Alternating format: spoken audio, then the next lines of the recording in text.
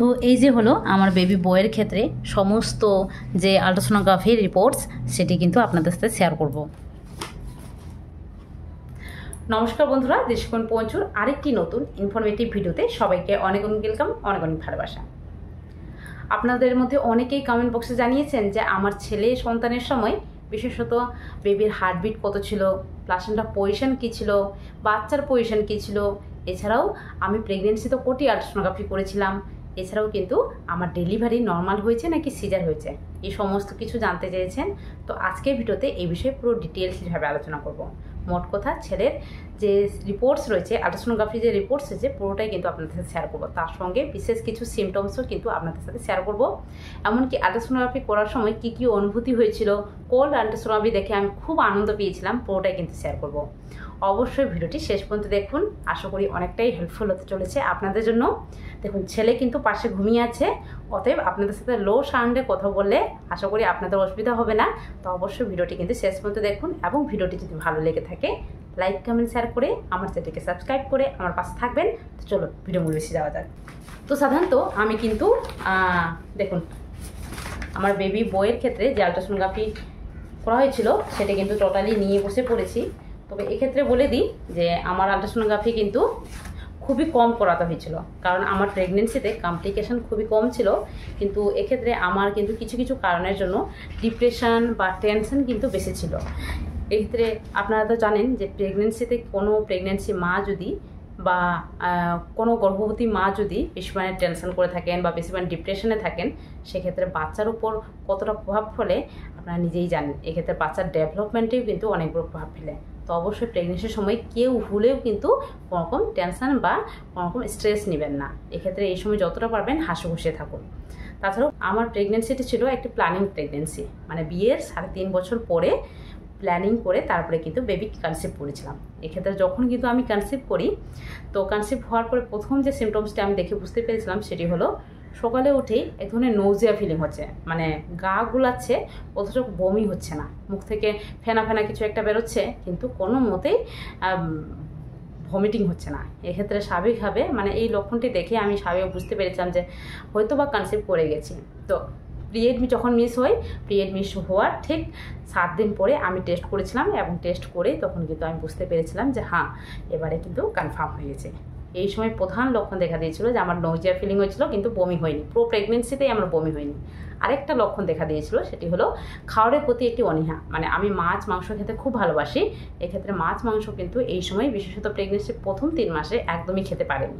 তো বুঝতেই পারছেন আপনার ক্ষেত্রে কী কী লক্ষণ দেখা দিচ্ছে অবশ্যই কমেন্ট বক্সে জানাবেন। তো চলুন এবার আমি আল্ট্রাসোনোগ্রাফিগুলো আপনাদের সাথে শেয়ার করি। সাধারণত পুরো প্রেগনেন্সিতে আমার যে আল্ট্রাসোনোগ্রাফি হয়েছিল, বিশেষত আমার বেবি বয়ের ক্ষেত্রে, সেটি কিন্তু মোট 3টে হয়েছিল। আমার প্রেগনেন্সিতে কিন্তু কোনোরকম কমপ্লিকেশন ছিল না তার জন্য। তো এই 3টি আল্ট্রাসোনোগ্রাফিতে কী কী এসেছিলো, মানে বাচ্চার হার্টবিট, বাচ্চার প্লাসেন্টা পজিশন, বাচ্চার পজিশন, ডেলিভারি কী হয়েছিল পুরোটাই কিন্তু শেয়ার করবো। তো চলো, তো দেখতে পাচ্ছেন আমার কিন্তু টোটালি কিন্তু 3টি আল্ট্রাসোনোগ্রাফি করতে হয়েছে পুরো প্রেগনেন্সিতে। এক্ষেত্রে প্রেগনেন্সিতে তেমন কোনো কমপ্লিকেশান ছিল না, তার জন্যই কিন্তু আমার 3টা করতে হয়েছে।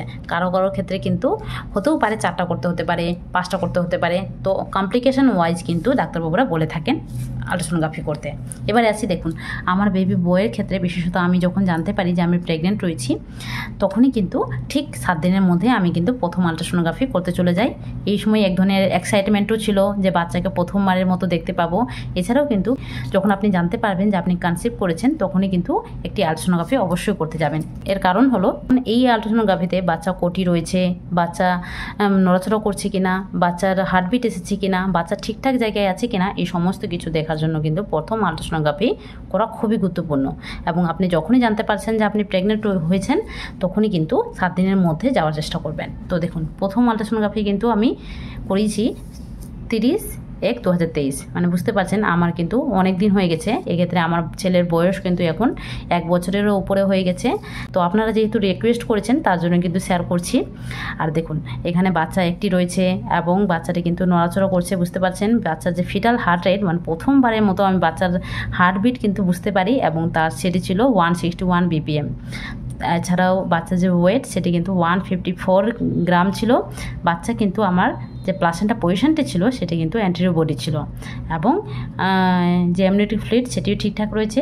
প্রথম আল্ট্রাসোনোগ্রাফিতে বেশ এই কয়েকটা জিনিস দেখা খুবই গুরুত্বপূর্ণ এবং এগুলো ঠিকঠাক থাকলে কোনো রকম সমস্যা নেই, প্রেগনেন্সিটি হেলদি প্রেগনেন্সি।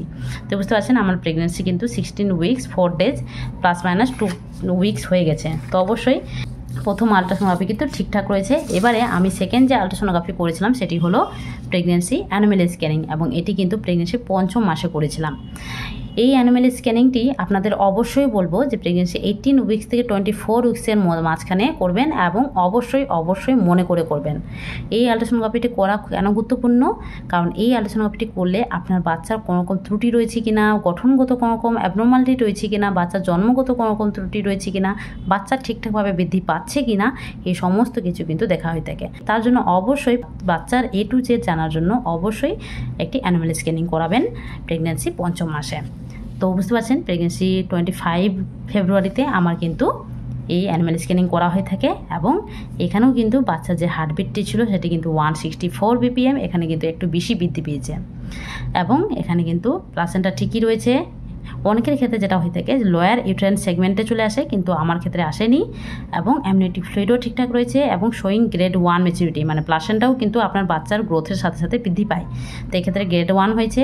এই গ্রেড 1টি যদি ভালো করে বুঝতে না পারেন, এক্ষেত্রে ডিটেলস ভিডিও কিন্তু আমার চ্যানেলে শেয়ার করা রয়েছে, অবশ্যই দেখে নিতে পারেন। তাছাড়াও ডেসক্রিপশন বক্সে কিন্তু আমি লিঙ্ক শেয়ার করে দিব, সেখানে চেক করে নিতে পারেন। সার্ভাইকাল লেন্থ, এই সার্ভাইকাল লেন্থে দেখতে পাচ্ছেন 3.4 সেন্টিমিটার। এই সার্ভাইকাল লেন্থটি হলো আপনার বাচ্চাদের নিয়ে মুখটি দেখা হয়ে থাকে। এই বাচ্চাদের মুখটি যদি এই সময় বেশি খুলে যায় সেক্ষেত্রে স্বাভাবিকভাবে আপনার মিসক্যারেজ হওয়ার চান্স কিন্তু বেশি বৃদ্ধি পেয়ে যায়। সেক্ষেত্রে সার্ভাইকাল লেন্থ কিন্তু এই সময় এর চেয়ে বেশি হলে কিন্তু ক্ষতি হয়, তার জন্য কিন্তু দেখা হয়ে থাকে। তাছাড়াও বাচ্চার যে ওয়েটটি সেটি কিন্তু 333 গ্রাম হয়ে গেছে। বুঝতে পারছেন বাচ্চা কিন্তু ঠিক সময় ঠিকভাবে গ্রোথ হচ্ছে। আর এই সময় এই জায়গাটি হলো খুবই গুরুত্বপূর্ণ। এই জায়গাটিতে বাচ্চা হাত, পা, মাথা, কিডনি, হার্ট এই সমস্ত কিছু গঠন ঠিকঠাকভাবে হয়েছে কিনা, বাচ্চার কোনো রকম অ্যাবনর্মালিটি রয়েছে কিনা, সমস্ত কিছু কিন্তু দেখা হয়ে থাকে। এগুলো যদি নর্মাল থাকে তাহলে বাচ্চা কিন্তু নর্মাল রয়েছে, কোনো রকম ত্রুটি থাকলে বাচ্চার কোনো রকম অ্যাবনর্মালিটি রয়েছে এটা কিন্তু ধরা হয়ে থাকে।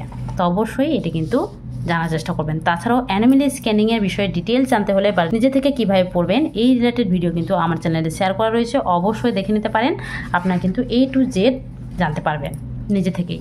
তাছাড়াও দেখুন ইমপ্রেশনে চলে আসলাম। ইমপ্রেশনে এখানে কিন্তু মোস্ট ইম্পর্টেন্ট এটা হলো LMP ডেট। LMP ডেট আমার এটা ছিল এবং LMP ডেট অনুযায়ী কিন্তু আমার প্রেগনেন্সি হলো 21 উইকস 3 ডেজ এবং এখানে দেখুন এটি হলো মোস্ট ইম্পর্টেন্ট, এটি কিন্তু প্রত্যেককে জানা উচিত। সেটি হলো এস্টিমেটেড ডেলিভারি ডেট, মানে আপনার ডেলিভারি কবে হলে বাচ্চা ঠিকঠাকভাবে ডেলিভারি হবে সেটি কিন্তু এখনই বলে দেওয়া হয়ে থাকে। LMP ডেট অনুযায়ী আমার কিন্তু এটা ছিল, আর এস্টিমেটেড ডেলিভারি ডেট USG অনুযায়ী কিন্তু আমার এটা ছিল। আমার বেবি ডেলিভারি হয়ে কিন্তু 12/7/2023-এ। তো বুঝতে পারছেন আমার কিন্তু বেবি ঠিক সময় ডেলিভারি হয়েছে। এক্ষেত্রে আপনার বেবি এর চেয়ে আগে হলেও ক্ষতি, বাচ্চার গ্রোথ কম হয়ে যায়, কম থাকে, আবার এর চেয়ে পরে হলেও কিন্তু বাচ্চা অনেক সময় পটি খেয়ে নেই বা ডেলিভারিতে অনেকরকম সমস্যা হয়, এটি কিন্তু হতে পারে। তো অবশ্যই এই সময়ের মধ্যেই করানোর চেষ্টা করবেন। তাছাড়াও আমার যে লাস্ট আল্ট্রাসোনোগ্রাফি সেটি কিন্তু করা হয়েছিল প্রেগনেন্সি লাস্ট মান্থে, মানে 9 নম্বর মান্থে, এবং লাস্ট মান্থে কিন্তু অবশ্যই মনে করে এই আল্ট্রাসোনোগ্রাফিটি করবেন। প্রেগনেন্সিতে 3 থেকে 4টি আল্ট্রাসোনোগ্রাফি করা কিন্তু খুবই গুরুত্বপূর্ণ, তার জন্য 3 থেকে 4টা আল্ট্রাসোনোগ্রাফি কিন্তু মনে করে করবেন। দেখুন এই সময় বাচ্চার পজিশন দেখে আপনার ডেলিভারি নর্মাল হবে নাকি সিজার হবে সেটা কিন্তু ডাক্তারবাবুরা বলে থাকেন। এক্ষেত্রে এই জায়গাটিতে যদি ব্রিজ পজিশন লেখা থাকে সেক্ষেত্রে অবশ্যই আপনাকে সি সেকশন করাতে হবে। তো সেক্ষেত্রে শেফালি পজিশন আমার রয়েছে এবং শেফালি পজিশন হলো বাচ্চা মাথা নিচে পা উপরের দিকে। এই পজিশনটি হলো নর্মাল ডেলিভারির সবচেয়ে বেস্ট পজিশন। তো আপনার ক্ষেত্রে ব্রিজ পজিশন থাকলে টেনশনে পড়বেন না, এক্ষেত্রে সি সেকশন করে দিলে বাচ্চা কিন্তু ঠিকঠাকভাবে বাইরে বেরিয়ে পড়বে। এক্ষেত্রে টেনশন নেবেন না, টেনশন নিলে কিন্তু বাচ্চার ক্ষতি হয়, আপনারও ক্ষতি হতে পারে। এছাড়াও বাচ্চার যে FHR সেটা কিন্তু 152 BPM, আর এগুলোর সব লেন্থ নেওয়া হয়েছে, সেই অনুযায়ী আমার বাচ্চা কিন্তু 250 কেজির মতো হয়ে গেছে, দেখতেই পাচ্ছেন। আর এখানে প্লাসেন্টা অ্যান্টেরিয়র রয়েছে এবং গ্রেড 2 গ্রেড 3 মেচুরিটি চলে এসেছে। এখানে অ্যামনিওটিক ফ্লুইড ঠিকঠাক রয়েছে। এখানে যদি অ্যামনিওটিক ফ্লুইড কারো কম থাকে তাহলে কিন্তু বলে দেওয়া থাকে, ইনঅ্যাডিকুয়েট লেখা থাকে, সেক্ষেত্রে কিন্তু ডেলিভারিতেও সমস্যা হয়ে থাকে। তাছাড়াও কি দেখে বুঝবেন আল্ট্রাসোনোগ্রাফি যে আপনার ডেলিভারি নর্মাল হবে নাকি সিজার হবে, 5টি ইম্পর্টেন্ট পয়েন্ট কিন্তু আপনাদের সাথে শেয়ার করেছি একটি ভিডিওতে, অবশ্যই চেক করে নিতে পারেন, আপনাদের অনেকটাই হেল্পফুল হবে। তাছাড়াও দেখুন এখানে কিন্তু সারসংক্ষেপ দেওয়া রয়েছে, ইমপ্রেশন। এখানে দেখুন আমার প্রেগনেন্সি কিন্তু 35 উইকস 4 ডেজ হয়েছে। তো এই ছিল আমার কিন্তু বেবি বয়ের ক্ষেত্রে যে আল্ট্রাসোনোগ্রাফি রিপোর্টস। তাছাড়াও কিন্তু আমার সব কিছু ঠিকঠাক থাকা সত্ত্বেও শেষের দিকেই কিন্তু আমাকে করতে হয়েছিল সি সেকশন। এর কারণ কি? এর কারণ হলো শেষের দিকেই কিন্তু বাচ্চার যে নড়াচড়াটি সেটি কিন্তু অনেকটাই কম হয়ে গেছিলো বা নড়াচড়া বন্ধ করে দিয়েছিল। তো অবশ্যই শেষের দিকে সব কিছু ঠিকঠাক থাকা সত্ত্বেও নড়াচড়া ঠিকঠাক রয়েছে কিনা সেটি কিন্তু অবশ্যই দেখবেন। এক্ষেত্রে বাচ্চার নড়াচড়া যদি 2 ঘন্টার মধ্যে একবারও না করে সেক্ষেত্রে অবশ্যই ডাক্তারের কাছে যাবেন। তো অবশ্যই এই জিনিসগুলো মনে রাখবেন। তাছাড়াও এই ছিল আমার কয়েকটি আল্ট্রাসোনোগ্রাফি বেবি বয়ের ক্ষেত্রে। আপনাদের ক্ষেত্রে কোনটা মিলে যাচ্ছে, কতটা মিলে যাচ্ছে অবশ্যই শেয়ার করবেন। তাছাড়াও ভিডিওটা কেমন লাগলো অবশ্যই জানাবেন, এবং ভিডিওটি ভালো লাগলে লাইক কমেন্ট শেয়ার করে আমার চ্যানেলকে সাবস্ক্রাইব করে আমার পাশে থাকবেন। তো চলুন আজকের জন্য টাটা, সবাই ভালো থাকবেন, সুস্থ থাকবেন, সাবধানে থাকবেন।